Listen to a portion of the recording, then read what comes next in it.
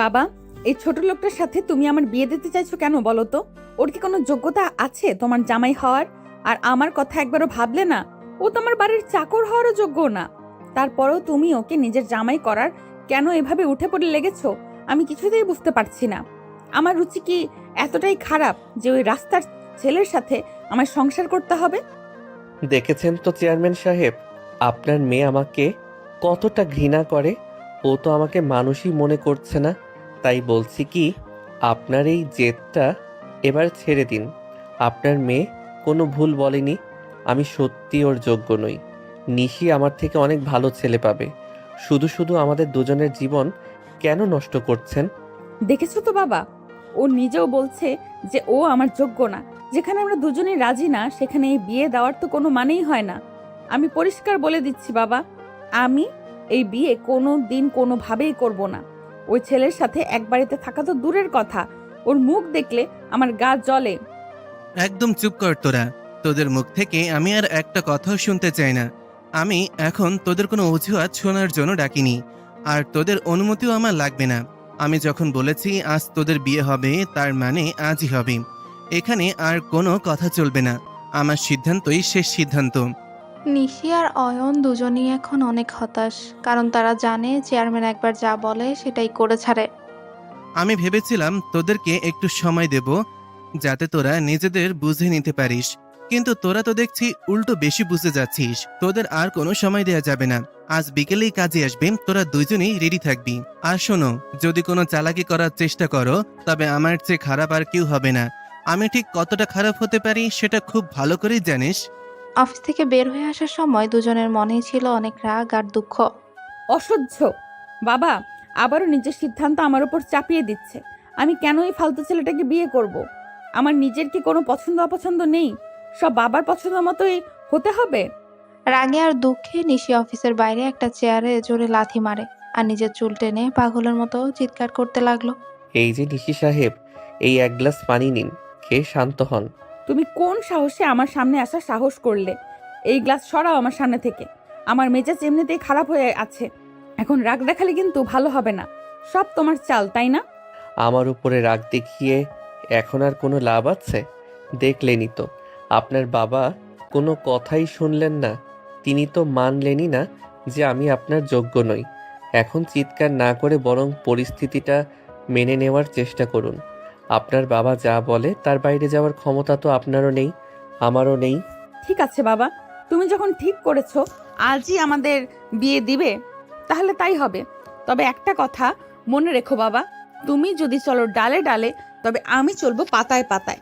আমি কার রক্ত আর কার সন্তান সেটা তোমাকে আজ আমি হাড়ে হাড়ে বুঝিয়ে দেব। তুমি চাইছো তো আমরা বিয়ে করি, ঠিক আছে বিয়ে করব। কিন্তু তুমি যেভাবে মনের মতো করে একটা আদরের সংসারের স্বপ্ন দেখছো, আদতেও সেই সংসারটা সেভাবে হবে কি না সেটা আমি অন্তত গ্যারান্টি দিতে পারছি না। নিশি, আপনি হঠাৎ এসব কি বলছেন? আপনি কি নিজের জেদ আর সাহস সব হারিয়ে পুরোপুরি ভেঙে পড়লেন নাকি? এভাবে পরিস্থিতির কাছে বিনা যুদ্ধে হার মেনে নিলে তো আমাদের দুজনের জীবনই চিরকালের মতো তছনছ হয়ে যাবে। একটু আগেই তো কত বড় বড় কথা বলছিলেন, কত প্রতিবাদ করছিলেন, আর এখন বাবার এক ধমকেই বলছেন বিয়ে করবেন। আপনার কি মাথা ঠিক আছে? অয়ন, তুই একদম বেশি কথা বলবি না। আমি কি বলছি আর কেন বলছি সেটা বোঝার ক্ষমতা তোর এই সস্তা ঘিলুতে নেই। তোর মতো একটা সামান্য যোগ্যতাহীন ছেলের সাথে আমি তর্কে জড়াতে চাই না। বাবা তার ক্ষমতার দাপট দেখাচ্ছে তো, এবার আমি দেখাবো আমি ঠিক কার মেয়ে। বাবা চেয়েছেন বিয়ে হবে, বেশ তো, আমি তো আর না করছি না। তুমি ভাবছো একটা ছোট লোকের সাথে বিয়ে দিয়ে আমার ডানা কেটে খাঁচায় ভরবে? তুমি ভুল ভাবছো বাবা। এই অয়নকে দিয়েই আমি এমন এক খেলা শুরু করব যে তুমি নিজের সিদ্ধান্ত নিয়ে নিজেই আফসোস করতে বাধ্য হবে। ওর জীবনটাকে আমি জ্যান্ত নরক বানিয়ে দিব। চেয়ারম্যান সাহেব ঘর থেকে বেরিয়ে যাওয়ার পর নিশি অয়নকে ইশারায় বাইরে আসতে বলে। তারা দুজনে অফিসের পেছনের নির্জন বাগানটায় থামে, যেখানে মানুষের আনাগোনা নেই। আপনি কি সত্যিই রাজি হলেন, নাকি বাবার ভয়ে নাটক করছেন? আপনি তো খুব ভালো করেই জানেন আপনার বাবা ঠিক কতটা ভয়ঙ্কর লোক। একবার যদি কাজী এসে সই নিয়ে নেয় তবে কিন্তু আর ফেরার কোনো পথ থাকবে না। তখন কিন্তু সারা জীবন আমার মতো একটা সাধারণ ছেলের সাথে এক ছাদের নিচে কাটাতে হবে। একবার শান্ত হয়ে ভেবে দেখুন নিশি, এটা আবেগের জায়গা না। আর তুমি ঘুণাক্ষরেও টেরও পাবে না। চুপ একদম, এখানে নেই। চলো আমার সাথে, আরো আড়ালে চলো। তোর সাথে আমার অনেক জরুরি কথা আছে। একটা বিশাল পরিকল্পনা করা বাকি আছে। দেওয়ালেরও কান আছে অয়ন। অফিসের ভেতরে কথা বললে সব কথা বাবার কানে চলে যাবে। এমনকি অফিসের এই করিডোরেও প্রতিটা কোণায় বাবার লোক আছে। এখানে মুখ খুললে আমার সব পরিকল্পনা মাটি হয়ে যাবে।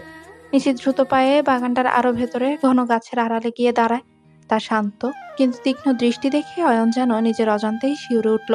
এখন বলুন তো, কি পরিকল্পনা করেছেন? আপনি আমাকে নিয়ে ঠিক কি করতে চাইছেন? আপনার চোখের এই রহস্যময় চাহনি দেখে আমার ভেতরে খুব ভয় লাগছে। আপনার মাথায় নিশ্চয়ই কোনো শয়তানি বুদ্ধি ঘুরছে। আপনি কি পালিয়ে যাওয়ার কোনো ফন্দি করছেন? পালানো? নিশি পালানোর পাত্রী নয় অয়ন। শোন, বিয়েটা যখন হচ্ছেই তখন সেটা হতে দে। তুই শুধু মনে রাখবি এই বিয়েটা কেবল বাবার জেদ রাখার জন্য আর সমাজকে দেখানোর জন্যই হচ্ছে। তুই আমার ব্যক্তিগত জীবনে বা আমার কোনো কাজে নাক গলাবি না। তুই থাকবি তোর মতো, আমি থাকবো আমার মতো। লোকচক্ষুর সামনে আমরা স্বামী স্ত্রী হলেও আড়ালে তুই হবি আমার হুকুমের কেনা গোলাম। এই শর্তে রাজি আছিস? তোকে আমি একদমই সব বলবো না অয়ন। তুই তো স্রেফ একটা কাঠের খুঁটি। বিয়ের আসরে একবার বস, তারপর দেখবি এই নিশি তোকে দিয়ে কি কি করায়। তোর প্রতিটি দিন কাটবে সীমাহীন আতঙ্কে। তোকে আমি এমন যন্ত্রণায় রাখবো যে তুই নিজেই একদিন আমার থেকে পালানোর পথ খুঁজবি, কিন্তু খুঁজে পাবি না। আমার কথাগুলো কেমন যেন, আপনার কথাগুলো কেমন যেন ধোঁয়াশা লাগছে। আপনি কি আমাকে দিয়ে কোনো খারাপ কাজ বা অপরাধ করাতে চাইছেন? দেখুন নিশি, আমি অতি সাধারণ মানুষ। আমি কোনো বড় ঝামেলায় জড়াতে চাই না। আমি তো নিজে থেকে এই বিয়ের প্রস্তাব আনিনি। আপনার বাবা আমাকে এক প্রকার বাধ্য করেছেন। ঝামেলায় তো তুই অলরেডি জড়িয়ে গেছিস যখন বাবা এই বিয়ের কথা তুলেছে। এখন তুই যদি আমার কথা মতো চলিস তবেই তোর মঙ্গল। আর যদি কোনো রকম চালাকি করার চেষ্টা করিস তবে বাবার হাত থেকে বাঁচার কোনো পথ তোর থাকবে না। আজ বিকেলে যখন বিয়ের আসরে কাজে আসবে তখন সবার সামনে হাসি মুখে সইটা করবি। বাকি সবটা আমি নিজের হাতে দেখে নেব। নিশি কটকট করে সেখান থেকে নিজের ঘরের দিকে চলে যায়। অয়ন একা সে বাগানেই দাঁড়িয়ে ঘামতে লাগলো। সে পরিষ্কার বুঝতে পারছিল সামনে এক ভয়ঙ্কর সাইক্লোন আসছে, যা তার পুরো জীবনটাকে উল্টে পাল্টা করে দেবে। বিকেল গড়াতে চেয়ারম্যানের বিশাল বাড়ির উঠোনে বিয়ের আসর জমে ওঠে। চারিদিকে আলোকসজ্জা আর মানুষের ভিড় থাকলেও একটা থমথমে নীরবতা যেন চারদিক জেঁকে বসে আছে। গ্রামের মানুষ আসছে খাচ্ছে, কিন্তু নিশি আর অয়নের দিকে তাকালে এক অদ্ভুত অস্বস্তি অনুভব করছে। চাচা, 1 মিনিট আপনার সাথে জরুরি কথা ছিল। আড়ালে এসে একটা কথা বলি, আপনি কি এই কাজটা সত্যিই ঠিক করছেন? এই সামান্য একটা নিচু ফ্যামিলিতে নিশিকে বিয়ে দিয়ে আপনি আমাদের বংশের মানসম্মান ধুলোয় মিশিয়ে দিচ্ছেন না তো? নিশি আপনার একমাত্র মেয়ে, তাকে একটা সাধারণ কর্মচারীর ছেলের হাতে তুলে দিতে আপনার কলিজা একটুও কাঁপল না? এলাকার মানুষ কিন্তু হাসাহাসি করবে। তুই এখনো ছোট, রাজনীতির অনেক মারপ্যাচ তুই বুঝিস না। সামনে নির্বাচন, এটা ভুলে যাস না। আর নির্বাচনে জেতার জন্য সবকিছু করা লাগে। এই বিয়েটা স্রেফ একটা বিয়ে নয়, এটা আমার ক্ষমতার নতুন একটা সিঁড়ি। এই ত্যাগের খবর যখন এলাকায় ছড়িয়ে পড়বে তখন আমার ইমেজ কোথায় গিয়ে দাঁড়াবে সেটা কি ভেবে দেখেছিস? আমি কি করছি আর কেন করছি সেটা সময় হলেই বুঝতে পারবি। আপাতত মুখ বন্ধ রাখ আর মেহমানদের দেখাশোনা কর। নিশির বাবা আসরের মাঝখানে গিয়ে বুক ফুলিয়ে দাঁড়ান। চারদিকে গ্রামের গণ্যমান্য মানুষ আর সাধারণ ভোটারদের ভিড়। কাজী সাহেব কলম এগিয়ে দিলেন অয়ন আর নিশির দিকে। নিশি এক মুহূর্ত অয়নের দিকে বিষাক্ত চোখে তাকিয়ে সই করে দেয়। বিয়ের আনুষ্ঠানিকতা শেষ হতে চেয়ারম্যান সাহেব হাত উঁচিয়ে জনগণের উদ্দেশ্যে ভাষণ দিতে শুরু করেন। ভাই ও বন্ধুরা আমার, আজ আপনারা সাক্ষী থাকলেন। আমি মুখে যা বলি কাজেও তাই করি। আমি সবসময় বলি আমার কাছে ছোট বড় ধনী গরিবের কোনো ভেদাভেদ নেই। মানুষই মানুষের আসল পরিচয়। তার প্রমাণ দিতে আমি আমার কলেজের টুকরা একমাত্র মেয়ে নিশিকে সামান্য একজন কর্মচারীর ছেলের সাথে বিয়ে দিতে দুইবার ভাবলাম না। কারণ আমি চাই এই গ্রামে সাম্য আসুক। আপনারা যেন বুঝতে পারেন আপনাদের চেয়ারম্যানই আপনাদেরই একজন। উপস্থিত সাধারণ মানুষ চেয়ারম্যানের এই নাটকীয় মুহূর্ত দেখে হাততালি ফেটে ফেটে পড়ে। তারা ভাবলো চেয়ারম্যান কত দয়ালু, কিন্তু আসরের এক কোণায় দাঁড়িয়ে নিশি তখন রাগে নিজের ঠোঁট কামড়াচ্ছে। বাবা নিজের ভোটের জন্য আমাকে দাবার গুটি বানালে? এই লোকগুলোকে দেখানোর জন্য আমার জীবনটা এই আপদটার সাথে বেঁধে দিলে? ঠিক আছে, তোমার চাল তুমি চেলেছো, এবার আমি আমার চাল চালবো। এই অয়নকে তুমি যার ছেলে হিসেবে পরিচয় দিলে, তাকে দিয়েই আমি তোমার এই সাজানো নাটক তছনছ করে দিব। তুমি যদি ডালে ডালে চলো বাবা, তবে আমি কিন্তু পাতায় পাতায় চলতে জানি। নিশি, আপনার বাবার অভিনয় দেখলেন? মানুষগুলো তো ওনাকে দেবদূত মনে করছে, কিন্তু আমার খুব ভয় লাগছে। এই সইটা করার পর থেকে মনে হচ্ছে আমি নিজের মরণ পরোয়ানায় সই করেছি। আপনি এখন কি করবেন? আপনি কি সত্যি আমাকে মেনে নেবেন, নাকি অন্য কোনো মতলব আছে আপনার মাথায়? তুই কি পাগল হয়েছিস অয়ন? এখানে এসব কথা বলার সাহস পাস কি করে? চুপচাপ থাক, লোকে যেন মনে করে তুই এই বিয়েতে খুব খুশি। আর শোন, বাবার এই দয়ার নাটক বেশিক্ষণ টিকবে না। বাসর ঘরে চল, সেখানে তোর জন্য আসল উপহার অপেক্ষা করছে। তুই ভাবছিস চেয়ারম্যানের জামাই হয়ে রাজপ্রাসাদে আছিস? ভুল ভাবছিস। আজ থেকে তুই আমার ব্যক্তিগত নরকে পা রাখলি। বিয়ের সব হট্টগোল শেষ করে নিশি আর অয়ন এখন বাসর ঘরে। বাইরে এখনো দু একজন মেহমানের গলার আওয়াজ পাওয়া যাচ্ছে, কিন্তু এই সাজানো ঘরের ভেতরে এক কবরের মতো নীরবতা। অয়ন দরজার কাছে জড়সড় হয়ে দাঁড়িয়ে আছে, আর নিশি বিছানায় বসে রাগে ফুঁসছে। ওখানে মূর্তির মতো দাঁড়িয়ে আছিস কেন? দরজাটা ভালো করে আটকে দিয়ে এদিকে আয়। তোকে তো অনেক আগেই বলেছি, এটা কোনো বাসর ঘর নয়, এটা তোর জন্য একটা বন্দিশালা। তুই কি ভেবেছিস তোর গলায় ফুলের মালা পড়েছে বলে তুই এই বাড়ির জামাই হয়ে রাজভোগ খাবি? ভুল ভাবছিস অয়ন, একদম ভুল ভাবছিস। নিশি, আপনি দয়া করে শান্ত হন। আমি জানি আপনি এই বিয়েতে খুশি নন। বিশ্বাস করুন, আমিও খুশি হতে পারছি না। আপনার বাবা আমাকে জোর করে এই অবস্থায় ফেলেছেন। আমি চাইলে পালিয়ে যেতে পারতাম না, ওনার লোক আমাকে ঘিরে রেখেছিল। আমি তো আপনার কোনো ক্ষতি করিনি, তবে আমাকে কেন এভাবে শাস্তি দিচ্ছেন? তুই ক্ষতি করিসনি, তুই যে আমার সামনে দাঁড়িয়ে আছিস এটাই আমার জন্য সবচেয়ে বড় ক্ষতি। আমার মতো একটা মেয়ের পাশে তোর মতো একটা রাস্তার ছেলেকে লোকে কল্পনা করে ভাবলে আমার ঘৃণায় গা রিড়ি করে। শোন, বাবা তোকে জামাই আদর করতে পারে, কিন্তু আমি তোকে চাকরের অধম করে রাখবো। ওই দেখ, আলমারির উপরে একটা পাতলা চাদর আছে, ওটা দিয়ে নিচের মেঝের এক কোনায় গিয়ে শো। আজ থেকে এই মেঝেটাই তোর বিছানা। নিশি, আমি কি সত্যি আপনার সাথে কোনো খারাপ ব্যবহার করেছি? আপনার বাবা যদি সকালে এসে দেখে আমি নিচে শুয়ে আছি, তবে উনি আমাকে আস্ত রাখবেন না। আপনি কি চান উনি আমাকে মেরে ফেলুন? আপনি অন্তত মানুষের মতো ব্যবহার করুন আমার সাথে। আমি কোনো অন্যায় করিনি। আমার বাবার নাম নিয়ে আমাকে ভয় দেখাবি না। তুই ভাবছিস বাবার কাছে বিচার দিয়ে বেঁচে যাবি? তুই যদি বাবাকে একটা শব্দও বলিস, তবে তোর কপালে কি আছে তা তুই কল্পনাও করতে পারবি না। বাসরাতে স্বামী স্ত্রীর মাঝে কি হয় সেটা তো বাবা দেখতে আসবে না। যা বলছি তাই কর, চাদরটা মেঝেতে পাত আর ওখানে চুপচাপ পড়ে থাক। আর শোন, আমার এই সাজানো বিছানায় বসার বা ছোঁয়ার চেষ্টা করবি না একদম। অয়ন অসহায় চোখে নিশির দিকে তাকিয়ে রয়, তার চোখে তখন জল টলমল করছে। সে আলমারির উপর থেকে চাদরটা পেরে মেঝের শক্ত জায়গায় বিছালো। তার পুরো শরীর অপমানে কাঁপছে। কি হলো? মেঝেতে শুতে খুব কষ্ট হচ্ছে? বড় ঘরের বড় বিছানায় শোয়ার স্বপ্ন ছিল বুঝি? তোর মতো ছেলেদের স্বপ্নগুলো এইভাবে ধুলোয় মিশিয়ে দিতে আমার খুব ভালো লাগে। তুই তো ভাবছিলি চেয়ারম্যানের মেয়েকে বিয়ে করে রাতারাতি বড়লোক হয়ে যাবি। সেই সুযোগ আমি তোকে দেব না। কাল সকাল থেকে তোকে দিয়ে আমি আমার ঘরের সব কাজ করাবো। কাজের লোকেরাও তোকে দেখে হাসবে। নিশি, আপনি নিজেকে অনেক বড় মনে করেন, তাই না? টাকা আর ক্ষমতা থাকলে মানুষ কি অন্যকে মানুষ মনে করে না? আপনি আজ আমাকে অপমান করছেন ঠিকই, কিন্তু মনে রাখবেন, সব দিন সমান যায় না। আমি নিরুপায় বলে আজ আপনার সব অত্যাচার সহ্য করছি, কিন্তু একদিন হয়তো আপনাকেও ওই চোখের জল ফেলতে হবে। মুখ সামলে কথা বলবি অয়ন। আমার সামনে বড় বড় নীতির কথা বলার সাহস পাস কি করে? তোর মতো একটা লোকের মুখে জ্ঞান শুনতে আমি রাজি না। যা এখন লাইটটা বন্ধ করে ঘুমানোর চেষ্টা কর, আর কাল ভোরেই সবাই ওঠার আগেই উঠে যাবি। কেউ যেন না বোঝে তুই মেঝেতে শুয়েছিস। বাবার সামনে তুই হবি আমার আদর্শ স্বামী, আর আমার সামনে আমার কেনা গোলাম। মনে থাকবে তো? অয়ন আর কোনো উত্তর দিল না। সে লাইটটা বন্ধ করে অন্ধকারের মধ্যে মেঝেতে শুয়ে পড়ে।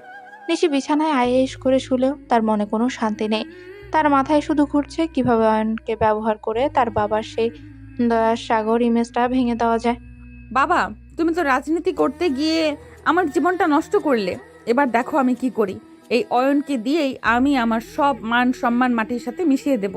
লোকে যখন জানবে তোমার জামাই আসলে তোমারই বাড়িতে গোলামি করে, তখন তোমার ওই সাম্য আর ভেদাভেদহীন কথাগুলো লোকে হাসির ছলে উড়িয়ে দেবে। খেলা মাত্র শুরু হলো বাবা। নিশি, আপনি কি ঘুমিয়েছেন? আমার খুব পানির পিপাসা পেয়েছে। আমি কি এক গ্লাস পানি খেতে পারি? পানির জগটা ওই টেবিলের ওপর রাখা আছে, নিজে গিয়ে খেয়ে নে। আর শোন, আমাকে যেন বারবার ডাকতে না হয়। আমার ঘুমের ব্যাঘাত ঘটালে কিন্তু তোকে এক্ষুনি ঘর থেকে বের করে দেব। মনে রাখবি, এই ঘরে থাকার অধিকার তোকে আমি দয়া করে দিয়েছি। অয়ন অন্ধকারে হাতড়ে পানির জগটা খুঁজে নেয়। এক গ্লাস পানি খেয়ে সে আবার মেঝেতে ফিরে এলো। তার মনে হলো আজ থেকে তার জন্য প্রতিটি মুহূর্ত এক একটা পাহাড়ের মতো ভারী হয়ে যাবে। বাসরাতের গুমট অন্ধকার কাটিয়ে সকালের আলো ফুটতে না ফুটতে দরজায় কড়া নাড়ার শব্দে অয়নের তন্দ্রা ছুটে যায়। মেঝের শক্ত বিছানায় শুয়ে সারা রাত তার শরীরে প্রচন্ড ব্যথা হয়ে গেছে। দরজার উপাস থেকে নিশির চাচাতো বোন আয়েশার চড়া গলা শোনা যাচ্ছে।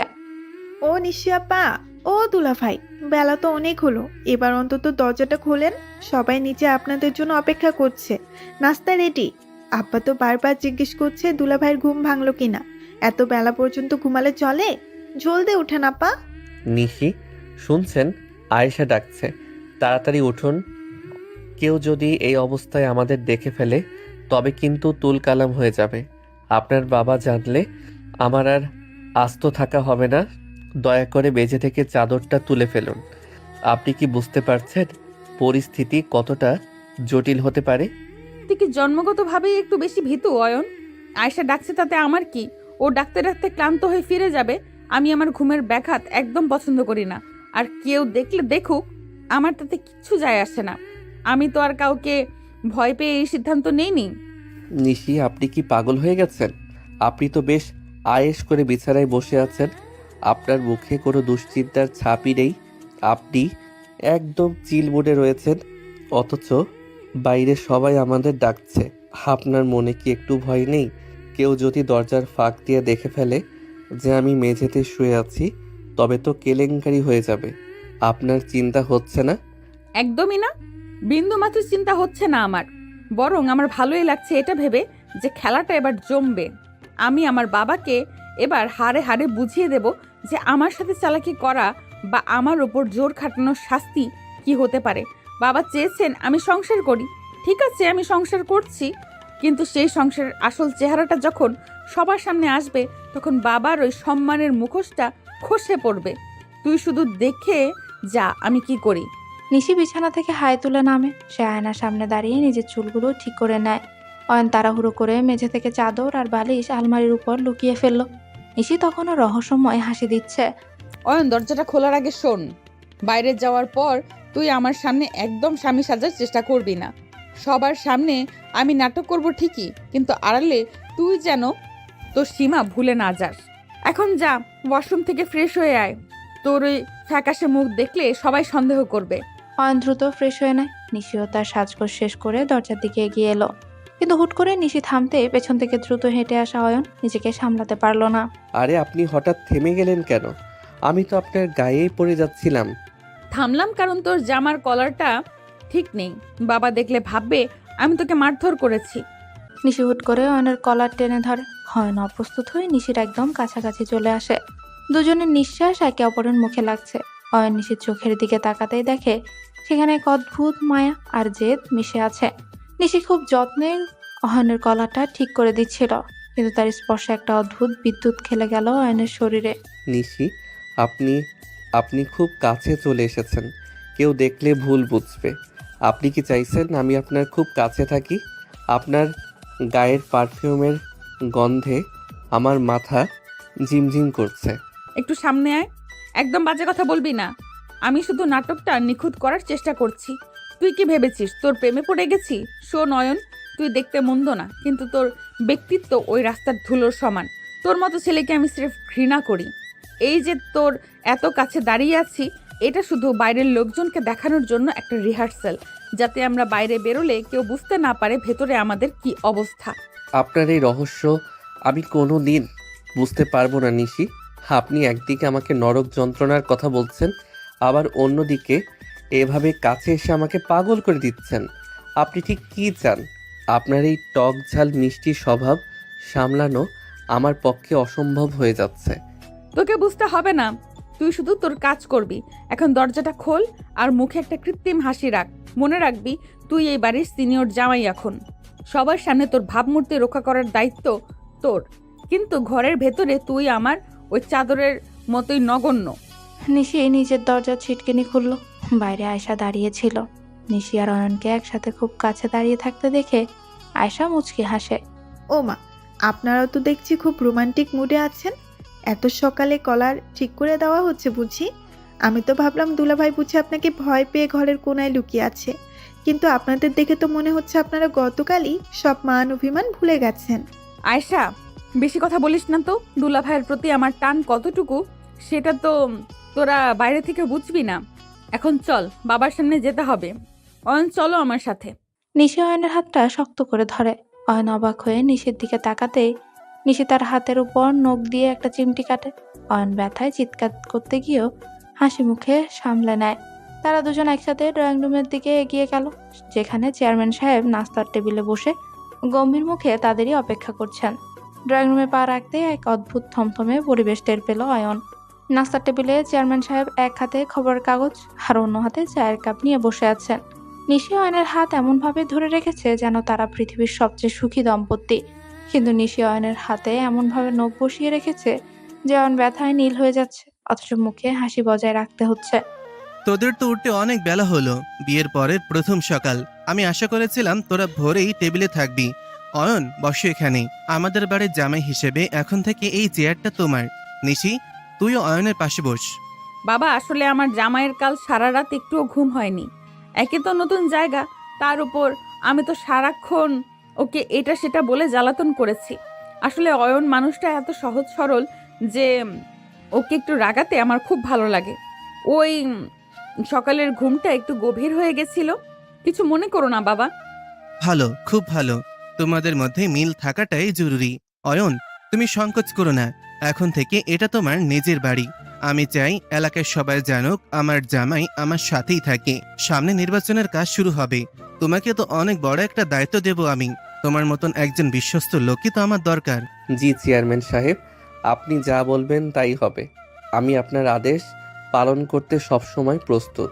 আপনি আমাকে যোগ্য মনে করেছেন, এটাই আমার কাছে অনেক বড় পাওয়া। আসলে নিশি আমাকে খুব ভালোভাবে আগলে রেখেছে, আমার কোনো সমস্যা হতে দিচ্ছে না। ও আমাকে অনেক সাহায্য করছে সব বুঝতে। বাবা দেখো, তোমার জামাই লজ্জা পেয়ে মুখ নিচু করে আছে। ও কি জানে না ওর বউ এখন ওই বাড়ির সিনিয়র মেম্বার? আমার কথার অবাধ্য হওয়ার ক্ষমতা তো ওর নেই। অয়ন, এই নাও, মাংসটা খাও। তুমি তো কাল রাতেও ঠিকমতো কিছু খাওনি। বাবার সামনে লজ্জা পাওয়ার কিছুই নেই। আমি তো আছি তোমার খেয়াল রাখার জন্য। নিশি, তুই দেখছি জামাইকে শাসন করা শুরু করেছিস। ঠিক আছে, তবে মনে রাখিস অয়ন এখন থেকে আমাদের মান সম্মান। অয়ন, খাওয়া দাওয়ার পর তুমি একটু আমার সাথে স্টাডি রুমে আসবে। তোমার চাকরির ব্যাপারেও একটা বড় সিদ্ধান্ত নিয়েছি। নিশি, আপনি দয়া করে আর কিছু দেবেন না, আমার পেট ভরে গেছে। চেয়ারম্যান সাহেব, আমি আসছি আপনার সাথে। আপনি একটু সময় দিলেই আমি হাজির হব। কেন বাবা? বাবার সাথে কথা তো পরে হবে। আগে আমার সাথে একটু বাগানে চলো। বাবা, তুমি তো জানো বিয়ের পরের প্রথম সকালে একটু সময় একা কাটাতে হয়। তুমি কি এখনই ওকে কাজে লাগিয়ে দেবে? জামাইয়ের সাথে আমারও তো কিছু ব্যক্তিগত আলাপ আছে। আচ্ছা ঠিক আছে, যা তোরা ঘুরে আয়।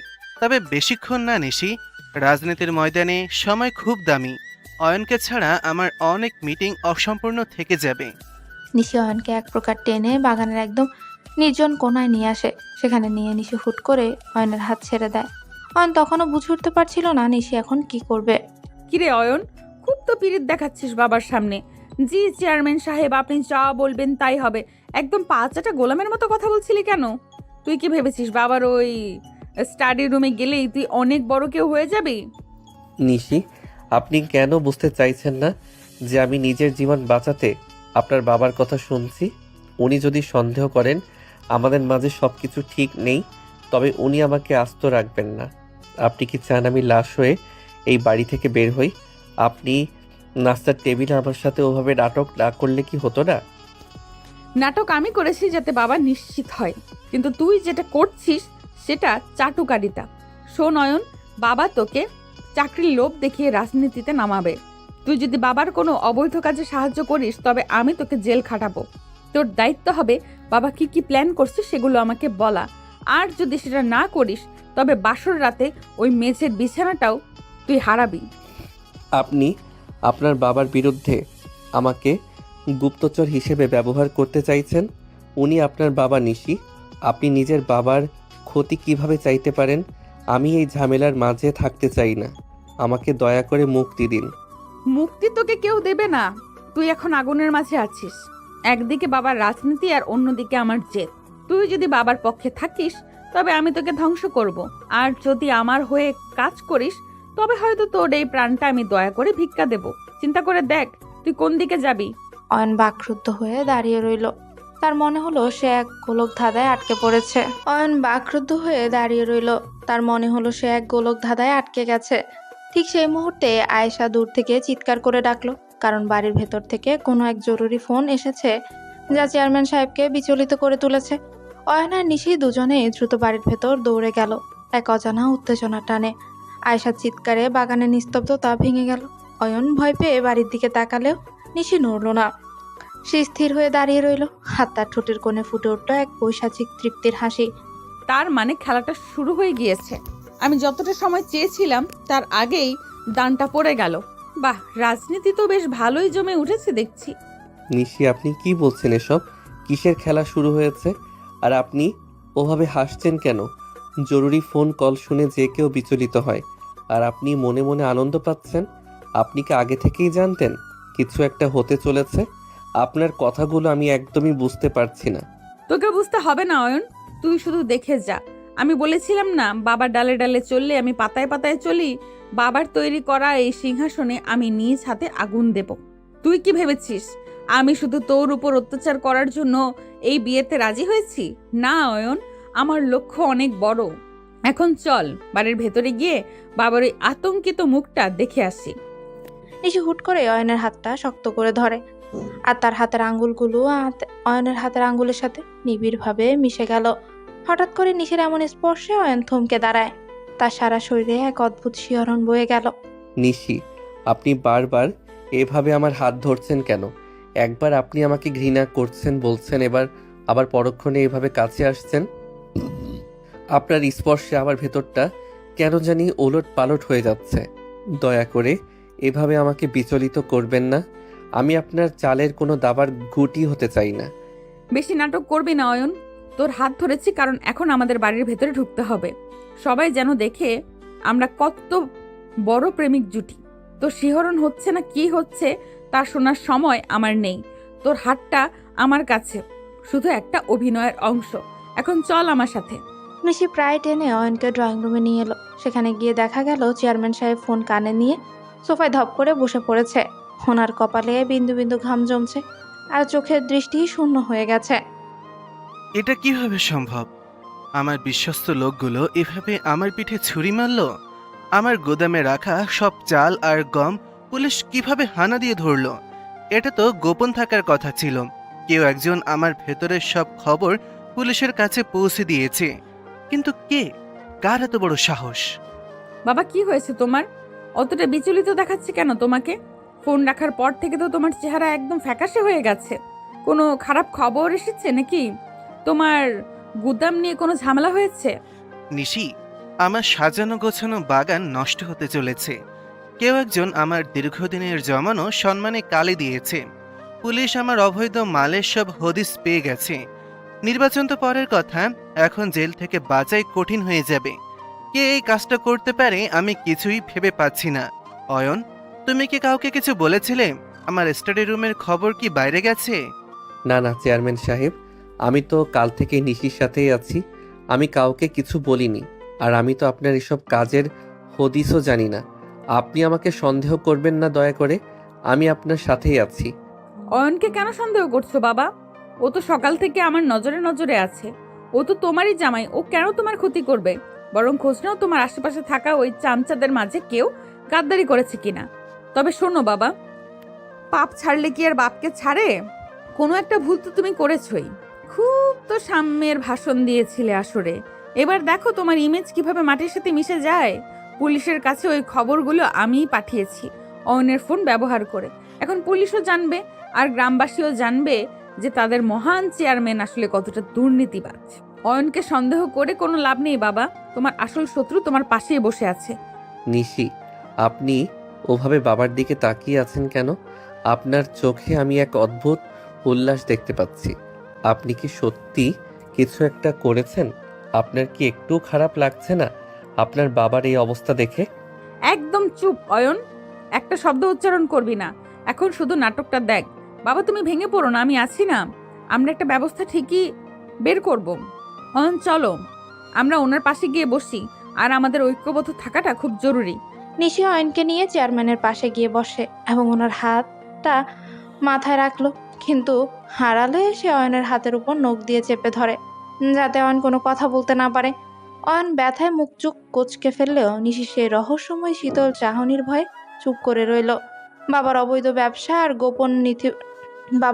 ব্যবসার আরো গোপন নথিপত্র আর ভিডিও প্রমাণ জোগাড় করতে নিশি গভীর রাতে পেছনের দরজা দিয়ে বেরিয়ে পড়ে। সে জানতো চেয়ারম্যানের পুরনো চালের মেলে একটা গোপন ঘর আছে যেখানে সব কালো টাকার হিসাব রাখা হয়। নিশি পা টিপে টিপে সেই অন্ধকার ঘরে ঢোকার চেষ্টা করছিল। নিশি সন্তর্পণে মিলের ভেতর ঢোকার চেষ্টা করছিল। এই তো সেই জায়গা। আজ যদি এখান থেকে ফাইলগুলো সরাতে পারি তবে বাবাকে আর কেউ বাঁচাতে পারবে না। দুর্নীতি দমন কমিশন একবার এই নথিপত্র হাতে পেলে বাবার জেল নিশ্চিত। রাজনীতি আর ক্ষমতার দম্ভ আমি আজ চুরমার করে দেব। কিন্তু মিলের ভেতরে এত আলো জ্বলছে কেন? পাহারা কি আগের চেয়ে বাড়িয়ে দেওয়া হয়েছে? চারপাশে থেকে টর্চের আলো তার উপরে এসে পড়ে। গোদামের ভেতর ওর পেতে থাকা একদল সশস্ত্র লোক তাকে ঘিরে ফেললো। তারা চেয়ারম্যানের নতুন ভাড়া করা ভাড়াটে গুন্ডা, যারা নিশিকে আগে কখনোই দেখেনি। কে রে তুই? এই মাঝরাতে চেয়ারম্যান সাহেবের গোপন গুদামে কি করছিস? মুখ খোল, নয়তো এই চাকু দিয়ে তোর কল চিরে দিব। নিশ্চয়ই তুই পুলিশের চোর, নয়তো প্রতিপক্ষের পাঠানো কোনো টিকটিকি। তোকে তো আজ জ্যান্ত কবর দিব আমরা। ওরে কালু, একে ধর, হাত পা বেঁধে ফেল। খবরদার, আমাকে ছোঁয়ার সাহস করবি না। তোরা জানিস আমি কে? তোরা এখানে কার পাহারায় আছিস? তোদের সাহস তো কম না, আমার গায়ে হাত দিতে আসিস। আমি যদি একবার মুখ খুলি তবে তোদের এই মিল থেকে লাশ বের হবে। আমি চেয়ারম্যানের মেয়ে। এই চোর এখন চেয়ারম্যানের মেয়ে সেজেছে? শোন ছড়ি, চেয়ারম্যানের মেয়ে এখন বাসর ঘরে ঘুমাচ্ছে। তুই বড় জোর কোনো নেতার রক্ষিতা হতে পারিস। অনেক বড় বড় কথা বলছিস দেখছি। সুন্দর মুখ দেখে মায়া করতে চেয়েছিলাম, কিন্তু তুই তো দেখি বিষাক্ত সাপের মতো ফোসফোস করছিস। রতন, একে ডেরা নিয়ে চল, চাবুক মারলে সব গড়গড় করে বলে দেবে। কালু যখন নিশিকে টেনে হিঁচড়ে নিয়ে যাওয়ার চেষ্টা করছিল এবং তার ওড়না ধরে হ্যাঁচকা টান দেয়, ঠিক তখনই অন্ধকারের আড়াল থেকে বাঘের মতো ঝাঁপিয়ে পড়ে অয়ন। নিশিকে বাঁচাতে সে নিজের জীবনের পরোয়া না করে সামনে এসে দাঁড়ায়। হাত ছাড় ওর গায়ে হাত দেওয়ার আগে তোদের আমার লাশের উপর দিয়ে যেতে হবে। তোরা জানিস না তোরা কার গায়ে হাত দিয়েছিস? আমি থাকতে কেউ ওর একটা চুলও স্পর্শ করতে পারবি না। রতন, কালু, তোরা যদি বাঁচতে চাস তবে এখনই সরে দাঁড়া। অয়ন, আপনি এখানে কি করে এলেন? আমি তো আপনাকে ঘরে ঘুমন্ত অবস্থায় রেখে এসেছিলাম। আপনি কেন নিজের জীবন বিপন্ন করতে আসলেন? এরা খুনি অয়ন, এরা আপনাকে মেরে ফেলবে। আপনি এখান থেকে পালিয়ে যান। আমি আপনাকে একা ফেলে কোথাও যাব না নিশি। আপনি আমাকে ঘৃণা করেন, গোলাম মনে করেন, কিন্তু আপনি আমার স্ত্রী। আপনাকে রক্ষা করা আমার দায়িত্ব। এই কুলাঙ্গাররা আপনাকে চিনতে পারছে না, কিন্তু আমি তো পারছি। সাহস থাকলে আমার সামনে আয়। মুহূর্তের মধ্যে সেখানে এক রক্তক্ষয়ী সংঘর্ষ শুরু হয়ে গেল। অয়ন একা 4-5 জন সশস্ত্র গুন্ডার সাথে লড়তে লাগলো। অয়ন মার্শাল আর্ট জানতো না, কিন্তু তার ভেতরে ছিল অসীম সাহস। সে গুদামের কোনায় থাকা একটা লোহার রড তুলে রতন আর কালুর উপর ঝাঁপিয়ে পড়ে। আয়, কে আগে মরতে চাস এগিয়ে আয়। তোদের এই অবৈধ কারবার আর গুন্ডামি আমি আজ শেষ করে দেব। নিশি, আপনি পালান। আপনি এই সুযোগে মিলের পেছনের গেট দিয়ে বেরিয়ে যান। আমি এদের সামলাচ্ছি। লড়াই চলাকালীন কালু পেছন থেকে অয়নের পিঠে চাকুর আঘাত করলো। যন্ত্রণায় অয়ন চিৎকার করে উঠল। সে দমে গেল না। রক্তে তার পিঠ ভিজে গেলেও সে কালুর হাত মুচড়ে চাকুটা কেড়ে নেয় এবং পাল্টা আঘাত করে তাকে মাটিতে ফেলে দেয়। অয়নের সাহসিকতা দেখে রতন কিছুটা হকচকিয়ে গেল। অয়ন, আপনার শরীর থেকে রক্ত পড়ছে। আপনি দয়া করে আর লড়বেন না। আমি এই ফাইলগুলো চাই না, আমি আপনাকে হারাতে চাই না অয়ন। আপনি কেন আমার জন্য এত রক্ত ঝরাচ্ছেন? আমি তো আপনার সাথে কোনো ভালো ব্যবহার করিনি।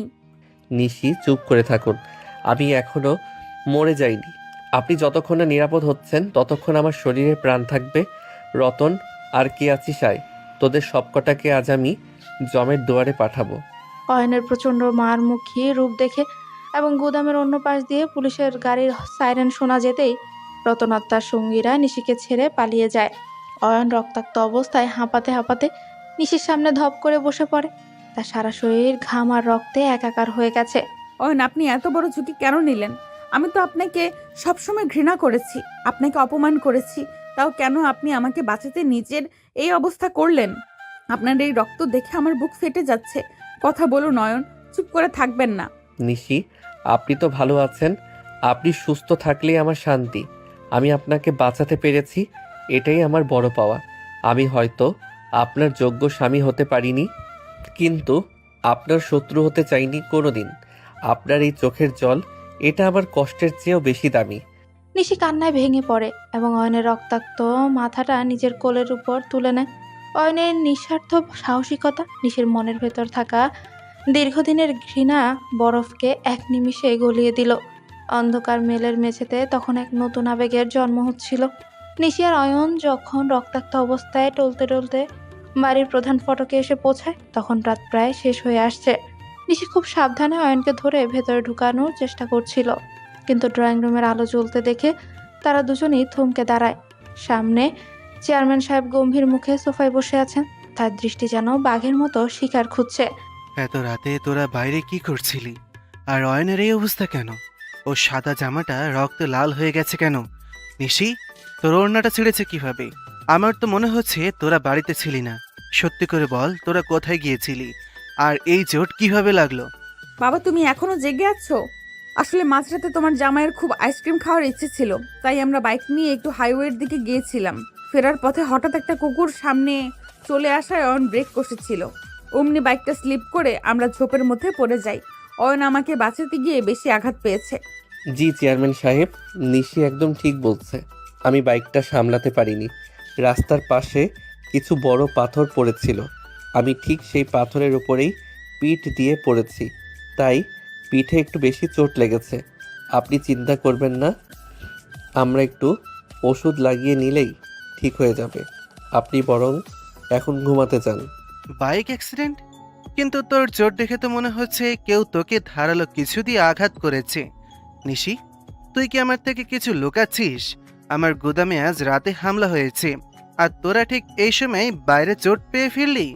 এটা ঠিক কাকতালীয়, নাকি এর পেছনে অন্য কোনো রহস্য আছে? বাবা, তুমি কি আমাদের এখন জেরা করবে নাকি তোমার জামাইয়ের চিকিৎসার ব্যবস্থা করবে? পাথর অনেক সময় ধারের মতো হয়, ওইটাতে ওর পিঠ কেটে গেছে। তুমি মিছিমিছি আমাদের সন্দেহ করছো। আমাদের এখন ঘরে যেতে দাও। অয়ন যন্ত্রণায় দাঁড়িয়ে থাকতে পারছে না। চলো অয়ন, আমি তোমাকে ধরে নিয়ে যাচ্ছি।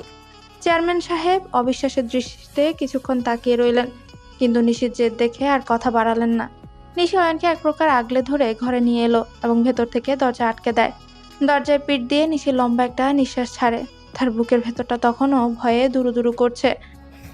নিশি, আপনার বাবা কিন্তু আপনার বাবা কিন্তু সহজে বিশ্বাস করেননি। উনি আজ না হোক কাল ঠিকই সত্যটা জেনে যাবেন। আপনার উচিত হয়নি এভাবে ঝুঁকি নেওয়া। এখন দেখুন, আমার জন্য আপনাকেও মিথ্যা বলতে হচ্ছে।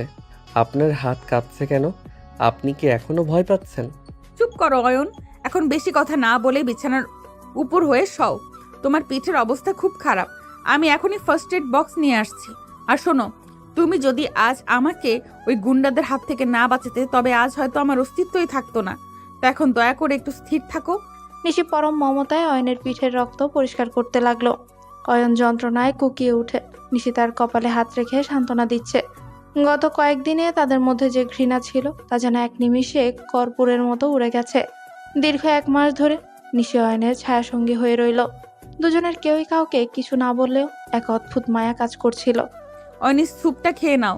ডাক্তার বলেছে প্রোটিন না খেলে তোমার ক্ষত তাড়াতাড়ি শুকাবে না। আর আজ থেকে তোমাকে আর মেঝেতে শুতে হবে না। অন্তত যতদিন তোমার ক্ষত পুরোপুরি না শুকাচ্ছে তুমি বিছানায় থাকবে। আমি পাশের সোফায় ম্যানেজ করে নেব। নিশি, আপনি হঠাৎ পাল্টে গেলেন কেন? এই 1 মাস ধরে আপনি আমার যেভাবে সেবা করছেন তাতে আমার মনে হচ্ছে আমি কোনো স্বপ্নে আছি। আপনি আগে আমাকে তুই ছাড়া কথা বলতেন না, এখন আপনার স্বরে এক ধরনের মায়া। আপনি কি এখনো আমার উপর রেগে আছেন? অয়ন, নিজের যত্ন নেওয়া শেখো। আমি তোমার উপর রেগে আছি কিনা সেটা বড় কথা নয়, বড় কথা হলো তুমি এই বাড়ির বড় জামাই। তোমার কিছু হলে বাবার সম্মান যাবে। আর শোনো, ওই রাতের ঘটনার পর থেকে আমি বুঝতে পারছি যে তোমাকে আমি যতটা ঘৃণা করেছিলাম তুমি আদতেও তা নও। ব্যাস, এর বেশি কিছু ভেবো না। নিশি অয়নের খুব কাছে এসে বসে যাতে সে সুপের বাটিটা ধরতে পারে। অয়ন নিশের চোখের দিকে তাকাতেই দেখে সেখানে আগের সে বিষাক্ত ঘৃণা নেই, বরং এক গভীর নির্ভরতা উকি দিচ্ছে। অয়নও নিজের অজান্তেই নিশির প্রতিটি আদেশ মানতে শুরু করেছে। তার ভেতরে নিশির প্রতি এক ধরনের শ্রদ্ধা জন্ম নিয়েছে। নিশি, আপনি যদি এভাবে আমার দিকে তাকান তবে আমি কিন্তু নিজেকে সামলাতে পারবো না। আপনার এই যত্ন আমাকে এক অদ্ভুত ঘোরের মধ্যে ফেলে দিচ্ছে। আমি জানি আপনি আমাকে ক্ষমা করেননি, কিন্তু এই 1 মাসে আমাদের মাঝে যে দূরত্ব ছিল তা যেন অনেকটা কমে এসেছে। দূরত্ব থাকাটাই স্বাভাবিক অয়ন। আমরা কোন পরিস্থিতিতে এক হয়েছি সেটা ভুলে যেও না। তবে হ্যাঁ, এখন থেকে আমি আর তোমাকে আমার শত্রু মনে করি না। তুমি আমার মর্যাদা রক্ষা করেছো, তাই তোমার মর্যাদা রক্ষা করাটাও এখন আমার দায়িত্ব। এখন চুপচাপ ঘুমানোর চেষ্টা করো, আমি তোমার পাশেই আছি।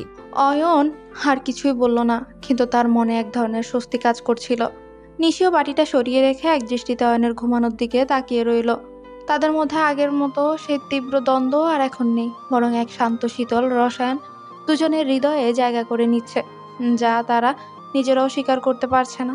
বিকেলের ফিকে হয়ে আসা রোদ ব্যালকনির এক কোণে এসে পড়েছে। 1 মাস সেবা পাওয়ার পর অয়ন এখন পুরোপুরি সুস্থ, তবে তার মনে প্রশান্তি নেই। সে রেলিং ধরে বাইরের দিকে অপলক দৃষ্টিতে তাকিয়েছিল। নিশি 2 কাপ চা নিয়ে ধীর পায়ে অয়নের পাশে এসে দাঁড়ায়। কি ব্যাপার অয়ন, একা একা এভাবে ব্যালকনিতে দাঁড়িয়ে কি ভাবছিস? বিকেলের হাওয়ায় কি তোর শরীরের ব্যথার চেয়েও বেশি আরামদায়ক মনে হচ্ছে? চাটা নিয়ে নিজেকে একটু চাঙ্গা কর। না নিশি, ব্যথা এখন প্রায় নেই বললেই চলে। আমি আসলে আকাশ দেখতে দেখতে একটা কথা ভাবছিলাম।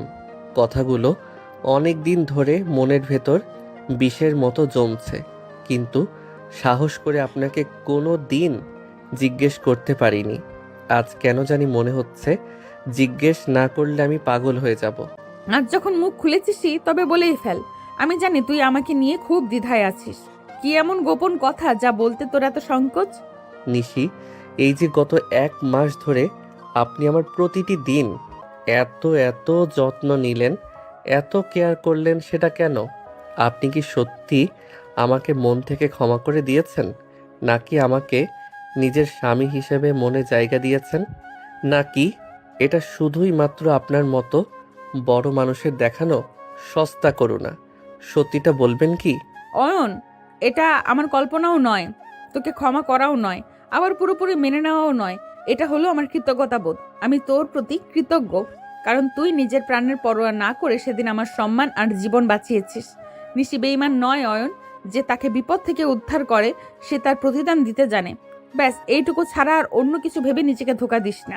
নিশি, আমার একটা বিষয় এখনো মাথায় ঢোকে না। আপনি কেন নিজের বাবার বিরুদ্ধে লড়ছেন? তিনি তো প্রভাবশালী মানুষ। হ্যাঁ, তিনি জোর করে আমার মতো একটা সাধারণ ছেলের সাথে আপনার বিয়ে দিয়েছেন, সেটা অন্যায়। কিন্তু তাই বলে নিজের বাবাকে ধ্বংস করার জন্য এত বড় ঝুঁকি নেওয়া কি ঠিক? রক্ত তো শেষ পর্যন্ত ওনারই আপনার শরীরে। তুই ভাবছিস আমি শুধু বিয়ের অপমানে এই পথ বেছে নিয়েছি? না অয়ন, বিষয়টি অতটাও সস্তা নয়। আমি জানি আমার বাবা অত্যন্ত অসৎ একজন মানুষ। তিনি ক্ষমতার আড়ালে এমন সব জঘন্য কাজ করেন যা শুনলে তোর আত্মা কেঁপে উঠবে। তিনি জনগণের সেবক হওয়ার মুখোশ পরে আসলে জনগণের রক্ত চুষে খাচ্ছেন। আমি ওনার সন্তান হতে পারি, কিন্তু তার আগে আমি একজন স্বাধীন মানুষ। একজন মানুষ হিসাবে আমি একজন ভক্ষকের প্রশ্রয় দিতে পারি না। সমাজ সেবার নাম করে তিনি যে পাপের রাজত্ব গড়েছেন তার বিনাশ হওয়ার প্রয়োজন। নিশি, আপনার মনের ভেতরে যে এত বড় একটা আদর্শ বাস করে তা আমি কোনোদিন কল্পনাও করতে পারিনি। আমি ভেবেছিলাম আপনি শুধু দাম্ভিক আর জেদি, কিন্তু আজ আপনার কথা শুনে আপনার প্রতি আমার শ্রদ্ধা কয়েক গুণ বেড়ে গেল। নিশি, এখন থেকে আপনি এই যুদ্ধে আর একা নন। আমি আপনার যোগ্য কিনা জানি না, তবে আমি কথা দিচ্ছি এখন থেকে আমি আপনার ঢাল হয়ে থাকব। আপনার প্রতিটি বিপদে আমি ছায়ার মতো পাশে দাঁড়াবো। যুদ্ধটা অনেক বেশি পিচ্ছিল হবে অয়ন। বাবা যখন বুঝতে পারবেন তার পায়ের নিচের মাটি কে কাটছে, তখন তিনি কাউকেই রেহাই দেবেন না। তুই কি সত্যিই তৈরি? এই পথের শেষ হয়তো অন্ধকার অন্ধকার জেলখানায় কিংবা মর্গে হতে পারে। ফিরে যাওয়ার পথ কিন্তু এখনো খোলা আছে অয়ন। আমি মরতেও রাজি নিশি, কিন্তু আপনার বিশ্বাসের অমর্যাদা হতে দেব না। আপনার এই সত্যের লড়াইয়ে আমার যা কিছু শক্তি আছে তা নিয়ে আমি ঝাঁপিয়ে পড়তে চাই। আমাকে শুধু অবিশ্বাস করবেন না, ব্যাস এটুকু থাকলেই হবে। নিশি অয়নের চোখের দিকে তাকিয়ে এক ধরনের নিশ্চয়তা খুঁজে পেল। তাদের মধ্যে এক নতুন শক্তির জন্ম হলো। কিন্তু ঠিক সেই মুহূর্তে আয়েশা হন্তদন্ত হয়ে ব্যালকনিতে এলো। তার মুখ ফ্যাকাশে আর সারা শরীর থরথর করে কাঁপছে। নিশি আপা, দুলাভাই, সর্বনাশ হয়ে গেছে। নিশি আপা, তুমি যে লাল ডায়েরিটা তোমার আলমারিতে গোপন জায়গায় লুকিয়ে রেখেছিলে সেটা ওখানে নেই। আমি দেখলাম বড় আব্বা তোমার ঘর থেকে একটা ডায়েরি নিয়ে নিচের স্টাডি রুমে ঢুকলেন আর দরজা ভেতর থেকে নক করে দিলেন। ওনার মুখটা খুব ভয়ঙ্কর দেখাচ্ছিল, মনে হচ্ছিল এইমাত্র কাউকে খুন করবে। কি বললি? বাবা আমার ডায়েরি পেয়েছে? ওই ডায়েরিতে তো বাবার সব অবৈধ মাদকের ডিলিং আর বড় বড় অপরাধীদের গোপন লিস্ট লেখা ছিল। ওটা তো আমার ব্রহ্মাস্ত্র ছিল অয়ন। বাবা যদি ডায়েরিটা পড়ে ফেলেন তবে আজই আমাদের এই বাড়িতে শেষ রাত হতে চলেছে। উনি আমাদের দুজনকেই শেষ করে দেবেন। নিশ্চয়ই আপনি শান্ত হন, ঘাবড়ালে চলবে না। আমাদের এখনই কিছু একটা করতে হবে। চলুন স্টাডি রুমের দিকে যাই। আয়েশা, তুই নিচে গিয়ে দেখ বড় আব্বার বিশ্বস্ত বডিগার্ড কালু আর রতন কোথায়। তারা যেন ঘরের আশেপাশে না আসতে পারে। নিশি আর অয়ন দ্রুত সিঁড়ি দিয়ে নিচে নামতে লাগে। নিশির নিঃশ্বাস দ্রুত হচ্ছে আর অয়নের চোখের দৃষ্টি তীক্ষ্ণ। ঠিক তখনই নিচতলে স্টাডি রুমের ভেতর থেকে একটা গুলির বিকট শব্দ শোনা গেল। নিশি আর অয়ন পাথরের মতো সিঁড়ির মাঝখানে থমকে দাঁড়িয়ে পড়ে। গুলি? স্টাডি রুমের ভেতরে তো আপনার বাবা ছাড়ার কেউ নেই। তবে কি উনি নিজের ওপরই কিছু করলেন, নাকি ভেতরে অন্য কেউ ঢুকেছে? নিশি, আপনি এখানে দাঁড়ান, আমি দেখে আসছি। না অয়ন, আমাকে একা রাখবেন না। বাবা যা শুরু করেছেন তা হয়তো আমার কল্পনার বাইরে। গুলির শব্দ মানেই বড় কোনো রক্তপাত। আমাদের ভেতরে যেতেই হবে। ওই ডায়েরিটা বাবার হাতে পড়া মানেই আমরা এখন ওনার কাছে সবচেয়ে বড় অপরাধী। অয়ন আর নিশি স্টাডি রুমের দরজার সামনে গিয়ে পৌঁছায়। দরজা ভেতর থেকে আটকানো, কিন্তু ফ্লোর দিয়ে এক ধারা রক্ত গড়িয়ে বাইরে আসছে। পুরো বাড়িটা এক গভীর আর পৈশাচিক নীরবতায় ডুবে গেল। অয়ন কাঁধ দিয়ে দরজাটা জোরে ধাক্কা দিতে একটা বিভীষিকাময় দৃশ্য তাদের সামনে ফুটে উঠল। স্টাডি রুমের ভারী দরজাটা অয়নের প্রচণ্ড ধাক্কায় এক ঝটকায় খুলে গেল। কিন্তু ঘরের ভেতরে ঢুকতেই যে দৃশ্যটা তাদের চোখে পড়ে তাতে অয়ন আর নিশি দুজনেই কয়েক মুহূর্তের জন্য পাথর হয়ে গেল। সারা ঘরে বই আর নথিপত্র অগোছালো হয়ে ছড়িয়ে ছিটিয়ে আছে, আর সিলিং ফ্যানটা গো গো শব্দে ঘুরছে। বাবা এ কি অবস্থা তোমার? অয়ন দেখো, ফ্লোরে এত রক্ত কেন? বাবা ওভাবে জানলার পাশে পড়ে আছেন কেন? আর ওই লাল ডায়েরিটা কোথায়? আমি তো কোথাও ডায়েরিটা দেখতে পাচ্ছি না। অয়ন, আমার খুব ভয় লাগছে। মনে হচ্ছে কেউ আগে থেকেই ওখানে ওত পেতেছিল। নিশি, আপনি সামনে যাবেন না। ঘরের ভেতরে অন্য কেউ থাকতে পারে। জানালার কাঁচটা ভাঙা দেখা যাচ্ছে। তার মানে গুলি যে চালিয়েছে সে জানালা দিয়েই পালিয়েছে। কিন্তু আপনার বাবা, ওনার অবস্থা তো খুব খারাপ মনে হচ্ছে। ওনার বুক দিয়ে অঝরে রক্ত বের হচ্ছে। নিশি, আপনি আয়েশাকে ডাকুন জলদি। আমি আয়েশাকে ডাকতে পারছি না অয়ন, আমার পা নড়ছে না। দেখো, বাবার হাতের কাছে একটা রিভলভার পড়ে আছে। বাবা তো আত্মহত্যা করার মতো মানুষ নন। তিনি লড়তে জানেন, মরতে জানেন না। তার মানে কেউ ওনাকে খুব কাছ থেকে গুলি করেছে। কিন্তু এই ডায়েরিটা, যে ডায়েরির জন্য এই সব হলো, সেই ডায়েরিটাই উঠাও অয়ন। ডায়েরিটা কি তবে আততীয় নিয়ে গেছে? নিশি, শান্ত হন। চেয়ারম্যান সাহেব এখনো বেঁচে আছেন। ওনার নিঃশ্বাস খুব ধীর হয়ে গেছে। আমাদের ওনাকে হাসপাতালে নিতে হবে। কিন্তু এই ডায়েরি চুরির রহস্যটা আমাকে ভাবাচ্ছে। যদি খুনি ডায়েরিটা নিয়ে গিয়ে থাকে তবে সে জানে আপনার বাবা কি কি অপরাধ করেছেন। সে হয়তো এই তথ্যগুলো ব্ল্যাকমেইল করার জন্য ব্যবহার করবে। নিশি পাগলের মতো সারা ঘরে ডায়েরিটা খুঁজতে লাগলো। ড্রয়ার, আলমারি, এমনকি টেবিলের নিচ পর্যন্ত দেখলো সে। ঠিক সেই সময় জানলার পর্দাটা একটু নড়ে উঠল, যেন কেউ পর্দার আড়ালে দাঁড়িয়ে দাঁড়িয়ে দেখছে। অয়ন সতর্ক হয়ে সেদিকে এগিয়ে গেল। কে ওখানে? পর্দার আড়ালে কে লুকিয়ে আছিস?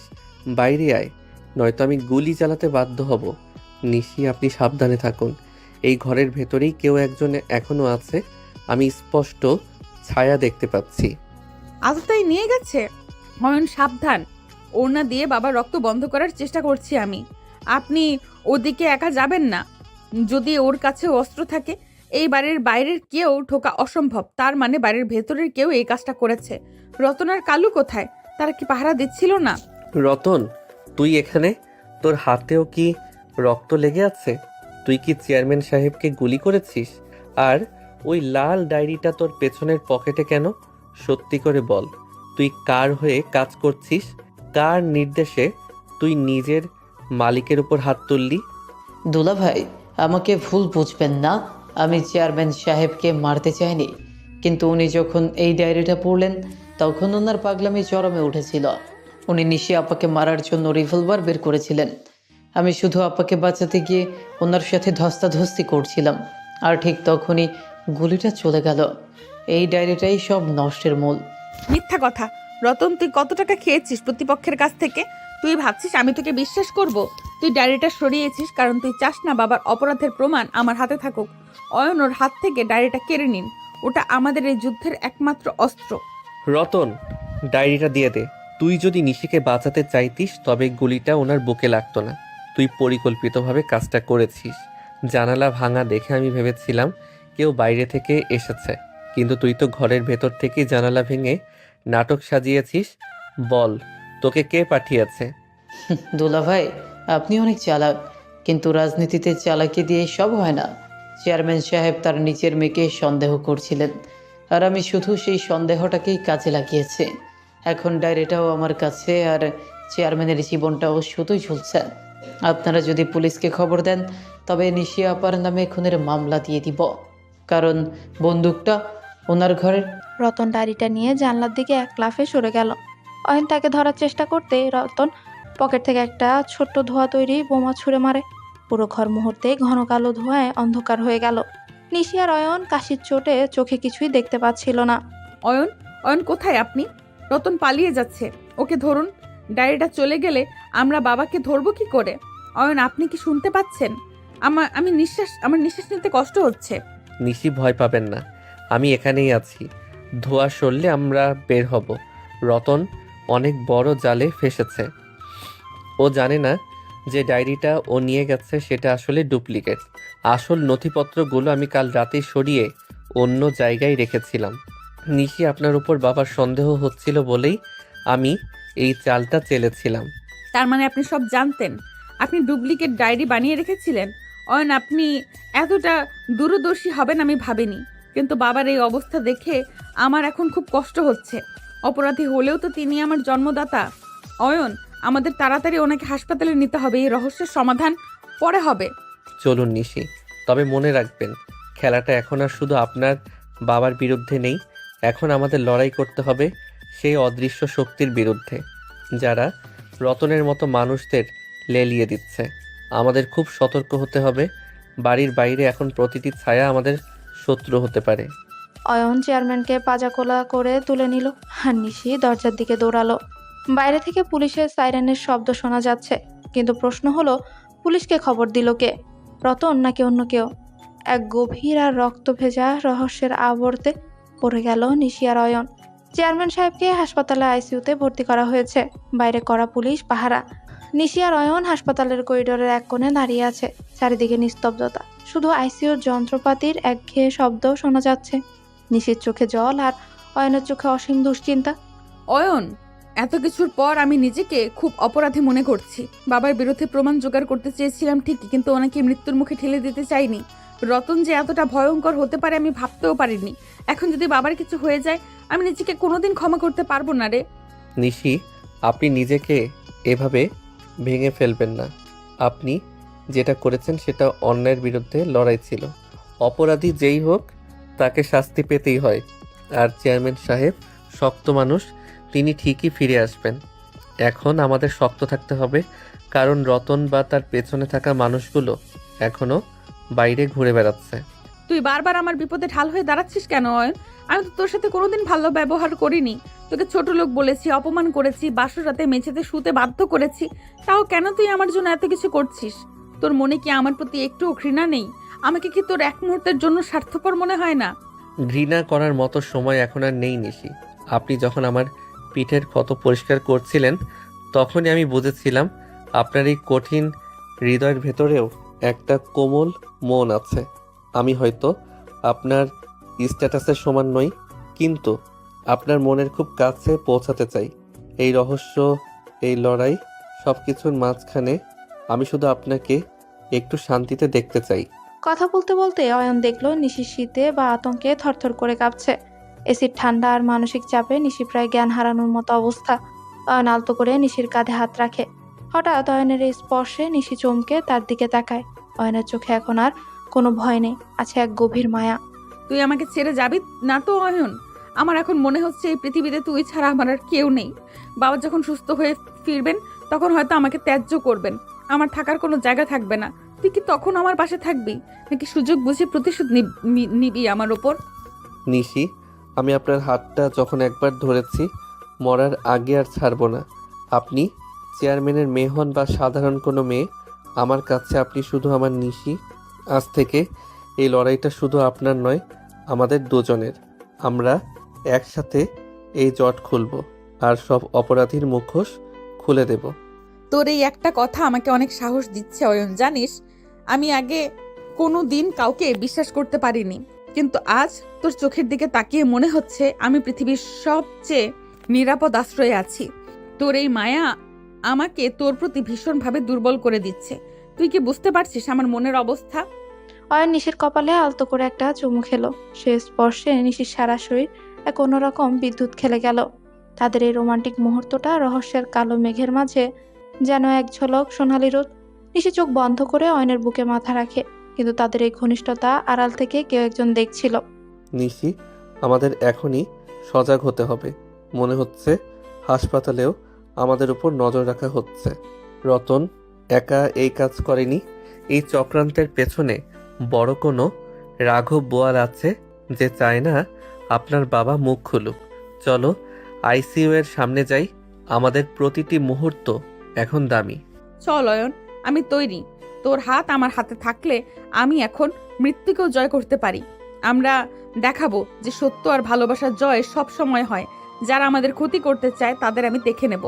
নিশি আর অয়ন হাত ধরাধরি করে করিডোর দিয়ে এগিয়ে চললে। তাদের এই দৃঢ় পথচলা জানান দিচ্ছিল যে তারা এখন আর অসহায় নয়। এক গভীর রহস্য আর নতুন প্রেমের সংমিশ্রণে তাদের জীবন এখন এক নতুন মোড় নিয়েছে। হাসপাতালের কেবিনে বসে অয়ন আর নিশি এখন সেই আসল লাল ডায়েরির পাতাগুলো উল্টাচ্ছে। চেয়ারম্যান সাহেব আইসিইউতে জমে আর মানুষের লড়াই করছেন, আর এদিকে বাইরে অয়ন আর নিশি সেই অদৃশ্য শত্রুর মুখোশ খুলতে মরিয়া হয়ে উঠেছে। এই দেখ অয়ন, ওই পাতার কোডগুলো ভালো করে লক্ষ্য কর। ওখানে শুধু বাবার নাম নেই, ওখানে অন্য কারোর সই আছে। এসকে, এই এসকে আসলে কে? আমার মনে পড়েছে বাবার সব পলিটিক্যাল মিটিংয়ে একজন লোক সব সময় ছায়ার মতো থাকতো। তুই কি ওনাকে চিনিস? এসকে? নিশি, এটা তো ওনার ডানহাত সাকলাইন চৌধুরী, কিন্তু সে তো চেয়ারম্যান সাহেবের জানের বন্ধু বলে পরিচিত। রতন কি তবে ওনার নির্দেশেই কাজ করছিল? নিশি, ভালো করে দেখতো, এখানে কি কোনো আর্থিক লেনদেনের কথা লেখা আছে? সাকলাইন কেন আপনার বাবার ক্ষতি করতে চাইবে? কারণ সাকলাইন নিজেকে আগামী নির্বাচনে দাঁড়াতে চায়। বাবা সরে গেলে তার পথ পরিষ্কার হয়ে যাবে। এই দেখ, এখানে লেখা আছে মিল থেকে পাওয়া চালের অর্ধেক সাকলাইনের গুদামে যাবে। তার মানে সাকলাইন আর বাবা দুজনেই সমান অপরাধী। বাবা জেলে গেলে সাকলাইনও ঢুকবে, তাই সে বাবাকে চিরতরে সরিয়ে দিতে চাইছে। রহস্যের জাল যখন খুলতে শুরু করেছে তখনই নিশি উত্তেজনায় কাঁপছিল। অয়ন আলতো করে নিশির হাতটা নিজের হাতের মুঠোয় নেয়। নিশি শান্ত হওয়ার জন্য অয়নের কাঁধে মাথা রাখে। বাইরে তখন প্রবল বৃষ্টি হচ্ছে, আর ঘরের ভেতরের পরিবেশটা থমথমে অথচ এক অদ্ভুত মায়ায় ঘেরা। নিশি, আপনি এতটা ঘাবড়াচ্ছিস কেন? আমি তো আছি। সাকলাইন যত বড় পলিটিশিয়ানই হোক না কেন, এই ডায়েরিটা হাতে থাকলে তাকে আমরাই নিয়ন্ত্রণ করব। তবে আমাদের খুব সাবধানে পা বাড়াতে হবে। আপনি কিন্তু আবার আগের মতো একা একা বেরিয়ে যাবেন না। এখন থেকে আমরা যা করব একসাথে করব। তুই কি জানিস অয়ন, এই ডায়েরিটা পড়তে গিয়ে আমার নিজেরও ঘৃণা লাগছে। আমার বাবা এতটা নিচে নামতে পারেন তা আমি ভাবতে পারিনি। তবে সবচেয়ে বড় সত্যি কি জানিস, এই বিপদের দিনে আমি তোকে খুঁজে পেয়েছি। তুই না থাকলে আমি হয়তো এই রহস্যর সমাধান করতে গিয়ে আগেই হারিয়ে যেতাম। পরিস্থিতির শিক্ষা নিশি। আমি যখন ছোট ছিলাম তখন থেকেই প্রতিকূলতার সাথে লড়াই করছি। তবে আপনার মতো একজন জেদি আর সাহসী মেয়েকে সামলানোই ছিল আমার জীবনের সবচেয়ে বড় চ্যালেঞ্জ। এখন তো দেখছি আপনি আমার উপর অনেকটা নির্ভরশীল হয়ে পড়েছেন। খুব কি খারাপ লাগছে আমার সাহায্য নিতে? তুই এতটা ধৈর্যশীল কিভাবে রে? ধ্যাৎ, ফাজলামি করবি না একদম। আমি তোর উপর নির্ভরশীল নই, আমি শুধু তোর সাহসের ভাগ নিচ্ছি। তুই যদি মনে করিস আমি তোর প্রেমে পড়ে গেছি তবে ভুল ভাবছিস। আচ্ছা শোন, সাকলাইনের গোপন আস্তানা শহরের ওপাশে না? আমাদের এক্ষুনি সেখানে হানা দিতে হবে। নিশি কথাগুলো বললেও তার চোখের চাহনিতে অন্য কিছু ফুটে উঠছিল। সে অয়নের জামা বোতাম নিয়ে নাড়াচাড়া করছে, যা তার অবচেতন মনের দুর্বলতার বহিঃপ্রকাশ। অয়ন মুচকি হেসে নিচের চিবুকটা আলতো করে ছুঁয়ে দেয়। আপনি আমার প্রেমে পড়েছেন কিনা সেটা সময় বলবে নিশি, কিন্তু আপনার এই মায়াবী চোখের দিকে তাকালে আমার মনে হয় আমি 1000 বছর আপনার জন্য অপেক্ষা করতে পারি। এখন এসব রোমান্টিকতা থাক, আগে সাকলাইনকে ধরতে হবে। রতন নিশ্চয়ই ওখানেই আছে। আমরা যদি ওদের হাতে নাতে ধরতে পারি তবেই চেয়ারম্যান সাহেবের উপর হামলার বিচার হবে। ঠিক আছে, চল। কিন্তু অয়ন, তুই সাবধানে থাকবি। সাকলাইনের লোকগুলো অনেক বেশি বিপজ্জনক। আমার জন্য তুই আর রক্ত ঝরাস না, তা আমি একদমই চাই না। তোর পিঠের ক্ষতটা এখনো পুরোপুরি শুকোয়নি। তুই কি সত্যিই পারবি এই লড়াইয়ে টিকে থাকতে? আপনি সাথে থাকলে আমি হিমালয় জয় করতে পারি নিশি। চলো বাইকটা বের কর, আজ রাতের মধ্যে সব পাপের হিসাব হবে। সাকলাইন জানবে যে চেয়ারম্যানের মেয়ে আর তার জামাই দাবার গুটি নয়, তারা এখন এই খেলার রাজা আর রানী। নিশি আর অয়ন হাসপাতালের পেছন গেট দিয়ে বেরিয়ে এলো। বৃষ্টির ঝামটায় দুজনে ভিজে একাকার।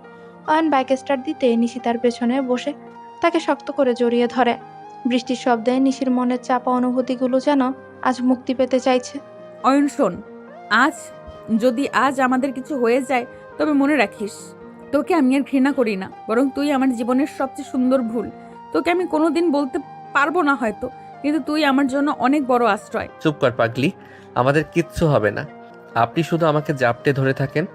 আজ সাকলাইনের সাম্রাজ্য গুড়িয়ে দিয়ে আমরা আমাদের নতুন জীবন শুরু করব। তুই কি তৈরি নিশি? হ্যাঁ আমি তৈরি।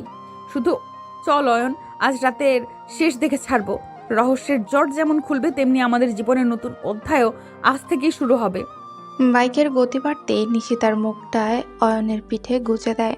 অন্ধকারের মাঝে হেডলাইটের আলোয় তারা এগিয়ে চলল সাকলাইনের গোপন ডেরার দিকে। এক ভয়ঙ্কর উত্তেজনা আর গাঢ় রোমান্টিকতায় সিক্ত হয়ে তারা তাদের জীবনের সবচেয়ে বড় মিশনে নামলো। বৃষ্টির ঝাপটা উপেক্ষা করে অয়ন আর নিশি সাকলাইন চৌধুরীর নির্জন বাগান বাড়ির সামনে এসে থামলো। চারদিকে ঘুটঘুটে অন্ধকার, মাঝে মাঝে পাহারাদারদের টর্চের আলো এদিক সেদিক ঘুরে বেড়াচ্ছে। নিশি আর অয়ন অত্যন্ত সাবধানে পেছনের দেয়াল টপকে ভেতরে ঢুকে। অয়ন দেখ, ওই জানলার পাশে রতন দাঁড়িয়ে আছে আর ভেতরে সাকলাইন চৌধুরী বসে হাসছে। ওদের সামনে ওই লাল ডায়েরিটা রাখ। ওরা বোধহয় ভাবছে এটাই আসল ডায়েরি। তুই কি তৈরি রে? আমার হাতটা কেন জানি খুব কাঁপছে। নিশি আপনি একদম ভয় পাবেন না, আমি তো আপনার পাশেই আছি। ওই ডায়েরিটা খোলার সাথে সাথে ওরা বুঝতে পারবে ওদের হার হয়েছে। আপনি শুধু আমার পেছনে থাকবেন, কোনোভাবেই আগে আসবেন না। সাকলাইন অনেক ধূর্ত লোক, ও যে কোনো সময় অস্ত্র বের করতে পারে। তুই বারবার নিজেকে কেন বিপদে ফেলিস অয়ন? আমার জীবনের চেয়েও তোর নিরাপত্তা এখন আমার কাছে বেশি দামি। শোন, যদি কিছু হয়ে যায় তুই আমাকে ফেলে পালিয়ে যাবি। তুই আমার জন্য অনেক রক্ত ঝরিয়েছিস, আর না। চুপ করুন নিশি, আপনাকে ছাড়া আমি কোথাও যাব না।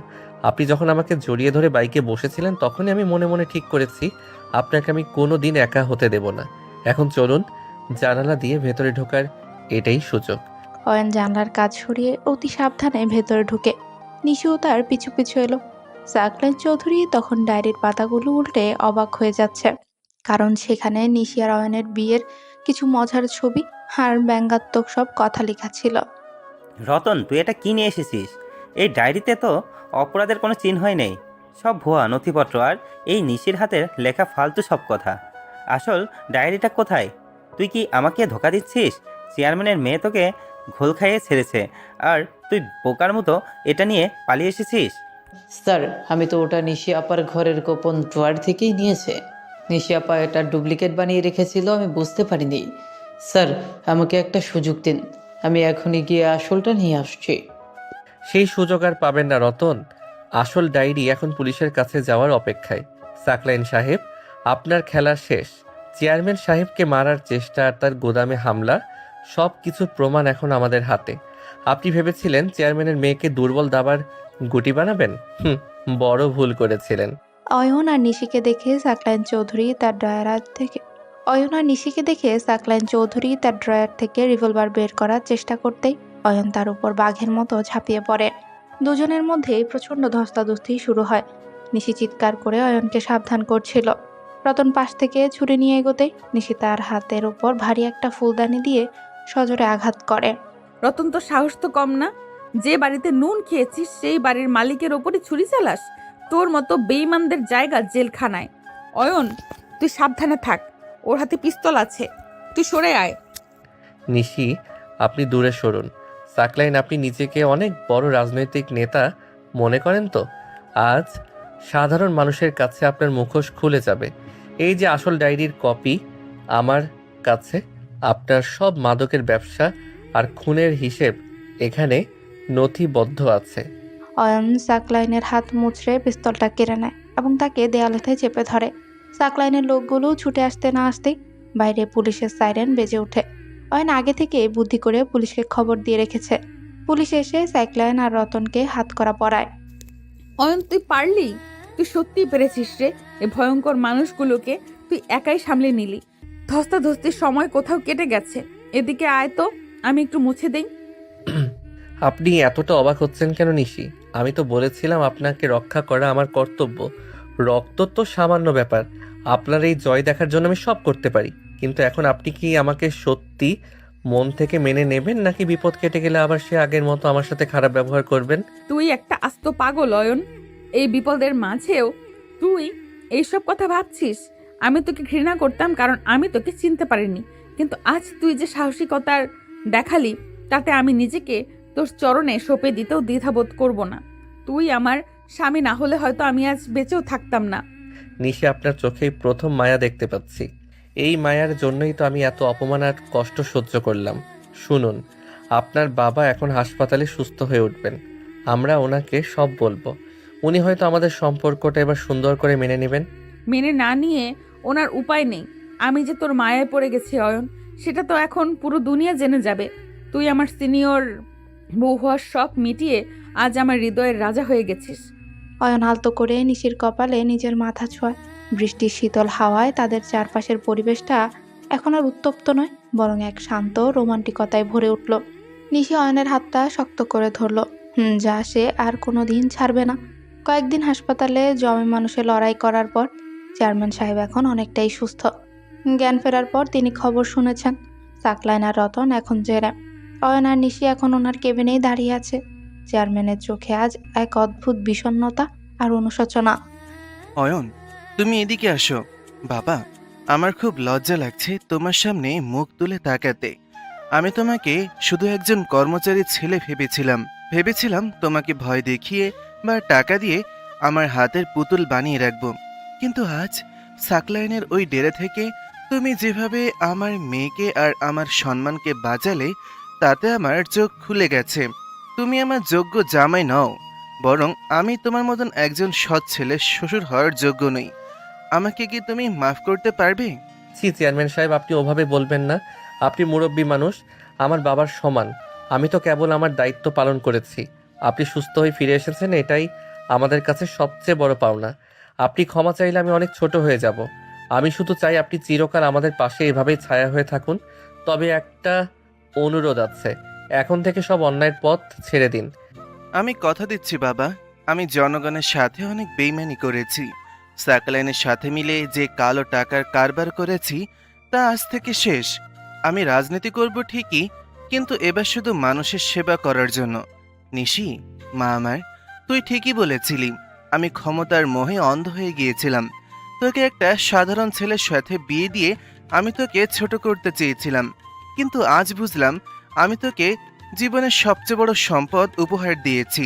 তুই অয়নকে পেয়েছিস, এটাই তোর ভাগ্য।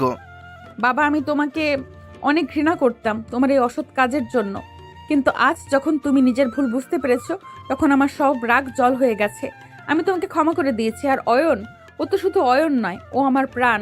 ওকে ছোট ভেবে তুমি আমার সাথে বিয়ে দিয়েছিলে ঠিকই, কিন্তু আজ ওই আমাদের পরিবারের মাথা হয়ে দাঁড়িয়েছে। আমি আর কোনোদিন ওর অসম্মান হতে দেব না। চেয়ারম্যান সাহেব অয়ন আর নিশির হাত এক করে দিলেন। ওনার চোখের কোণে আনন্দ আর মুক্তির জল দেখা মিলল।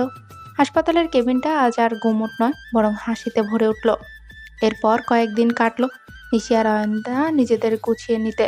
একদিন সন্ধ্যায় তারা দুজন ছাদে বসে গল্প করছিল। নিশি, আপনার বাবা তো নিজেকে পুরোপুরি বদলে ফেলেছেন। এলাকায় ওনার নামে এখন সবাই ধন্য ধন্য করছে, কিন্তু আমার একটা চিন্তা আছে। আপনি এখন এই রাজপ্রাসাদের আরাম ছেড়ে আমার সাথে সাধারণ জীবন কাটাতে পারবেন তো? আমি তো সেই আগের অয়নই আছি। আমার তো কোনো গাড়ি বাড়ি নেই। আপনি কি সত্যি আমার মতো একটা মানুষের সাথে খুশি থাকতে পারবেন? তুই কি আবার পাগল হয়ে গেছিস অয়ন? তুই কি ভাবছিস এই 1 মাসে যা কিছু হলো তা আমি ভুলে গেছি? তুই আমার জন্য নিজে রক্ত ঝরিয়েছিস, আমার সম্মান বাঁচাতে গুন্ডাদের সাথে লড়েছিস। এসব কি টাকা দিয়ে কেনা যায়? তুই এখন আমার কাছে শুধু অয়ন নস, তুই আমার সব। তোর সাথে কুড়ে ঘরে থাকতেও আমার কষ্ট হবে না, কারণ আমি জানি সেখানে আমি নিরাপদ থাকবো। আপনি অনেক বদলে গেছেন নিশি। সেই প্রথম দিনের কথা মনে পড়লে আমার হাসি পায়। আপনি বলেছিলেন আমাকে মেঝেতে শুতে হবে, আমাকে ঘর থেকে বের করে দেবেন। আর আজ আপনি বলছেন আমার সাথে কুঁড়ে ঘরে থাকবেন। এই 1 মাসে আমাদের জীবনের মোড় যেভাবে ঘুরলো তা কোনো গল্পের চেয়ে কম নয়। আমি আপনাকে কথা দিচ্ছি নিশি, সারা জীবন আপনাকে এভাবেই হাসি খুশি রাখবো। শোন অয়ন, তুই এখন থেকে আমাকে আর আপনি বলে ডাকবি না। তুই এখন আমার স্বামী, আমার বন্ধু। আমরা এখন থেকে সমানে সমান। আর হ্যাঁ, বাবা তোকে বড় একটা বিজনেসের দায়িত্ব দিতে চেয়েছেন, কিন্তু আমি চাই তুই নিজের যোগ্যতায় বড় কিছু করিস। আমি তো তোর সাথেই থাকবো। তুই যে আমার সিনিয়র বউ হওয়ার শখ মিটিয়ে আজ আমার জীবনের হিরো হয়ে গেলি রে।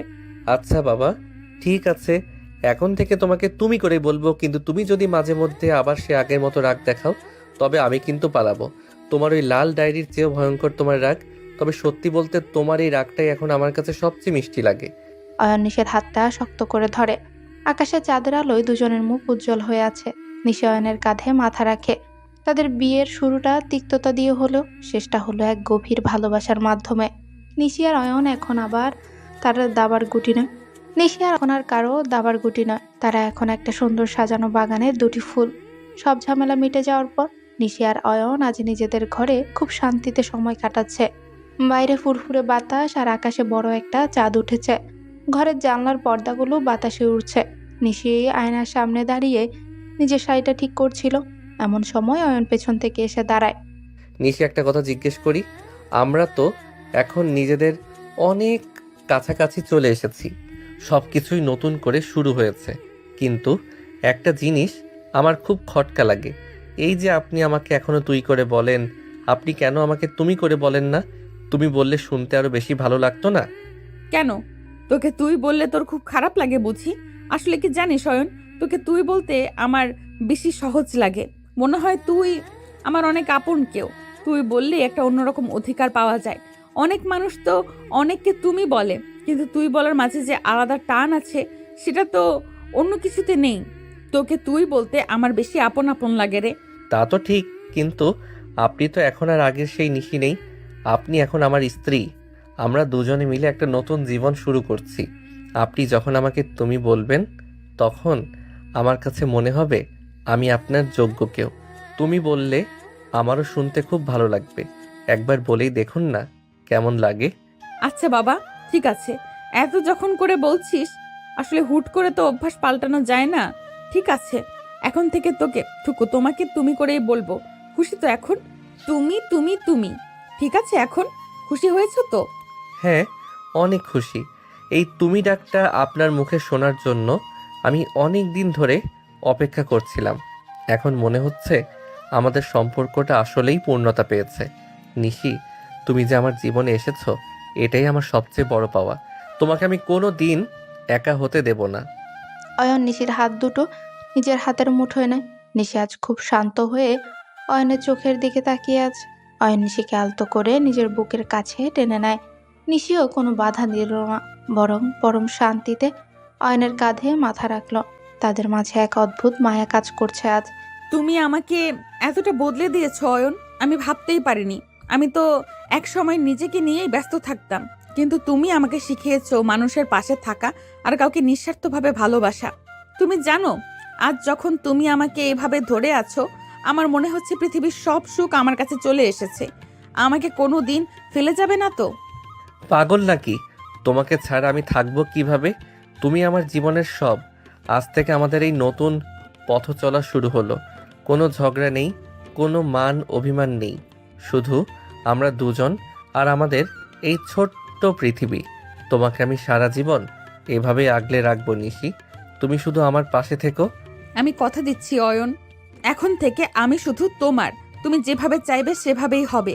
আমরা দুজন মিলে সব বাধা পার করে দেব। তুমি তো আমার হিরো। আমার সিনিয়র বউ হওয়ার শক্ত তুমি অনেক আগেই মিটিয়ে দিয়েছো। এখন আমি শুধু তোমার আদরে বউ হয়ে থাকতে চাই। অনেক ভালোবাসি তোমাকে। আমিও তোমাকে অনেক ভালোবাসি নিশি। তোমার এই হাসিটা যেন সব সময় থাকে। অয়ন নিশির কপালে মায়ার সাথে একটা চুমু খেলো।